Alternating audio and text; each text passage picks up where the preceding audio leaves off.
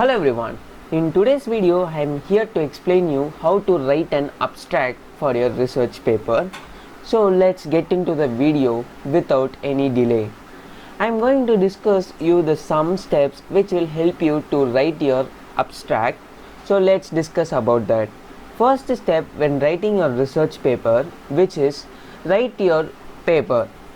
First, even though an abstract goes at the beginning of the work, it is actually as a summary of an entire paper, which acts as a summary of an entire paper.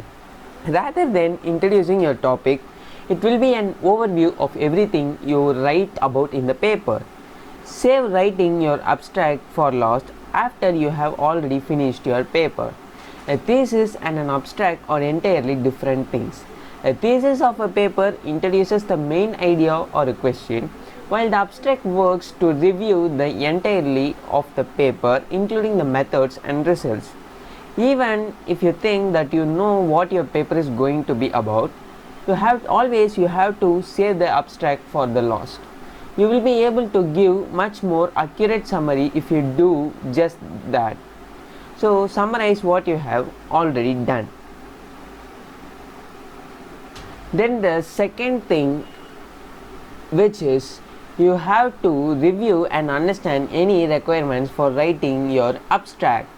The paper you are writing probably have a specific guidelines and requirements, whether it is for publication in a journal, submission in a class, or a part-time of a project.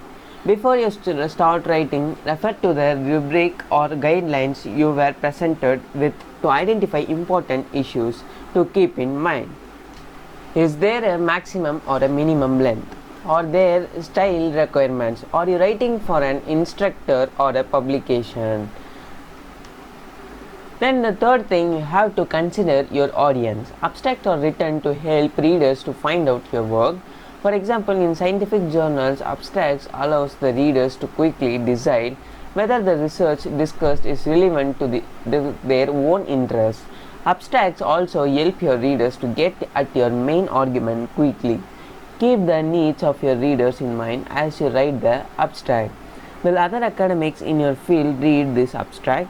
Should it be accessible to a lay reader or somebody from another field? Then the fourth thing, you have to determine the type of abstract you must write. Although all abstracts accomplish essentially the same goal, there are two primary styles of abstract, descriptive and informative. You may have been assigned a specific style, but if you weren't, you will have to determine which is right for you. Typically, informative abstracts are used for much longer and technical research, while descriptive abstracts are best for shorter papers. So descriptive abstracts explain the purpose, goal and methods of your research, but leave out the results section. There are typically only 100 to 200 words. Informative abstracts are likely a concerned version of your paper, which will give you an overview of everything in your research, including the results. And also these are much longer than descriptive abstracts and can anywhere from a single paragraph to a whole page long. The basic information included in both styles of the abstract is the same, with the main difference being that the results are only included in an informative abstract, and in another informative abstract is much longer than a descriptive one.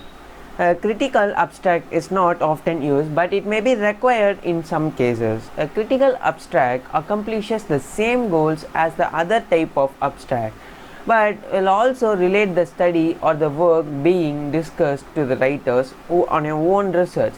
It may critique the research design or the methods. Then the second thing, which is writing your abstract. You have to identify the purpose of writing the abstract. You are writing about a correlation between the lack of lunches in schools and poor grades. So what does it matter? The reader wants to know why your research is important and the purpose of it is. Start off your descriptive abstract by considering the following questions. Why did you decide to do this study or the project? How did you conduct your research? What did you find?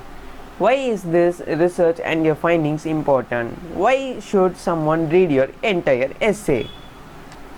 Then the second thing, which is you have to explain the problem at the hand. Abstract state the problem behind your work. Think of this as a specific issue that your research or a project addresses. You can sometimes combine the problem with your motivation, but it is best to be clear and separate the two. What problem is your research trying to better understood or resolve? What is the scope of your study, a general problem or some specific thing? Or else, what is your main claim or your argument?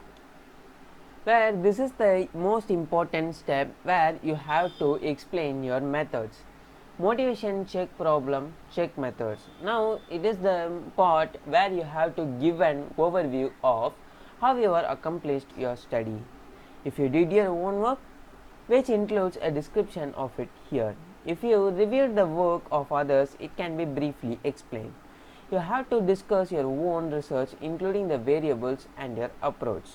You have to describe the evidence you have to support your claim. You have to give an overview of your most important sources. Okay guys, in this video we had discussed about how to write an abstract. If you have any other queries or related doubts regarding this, you can contact us through our WhatsApp number or comment us below.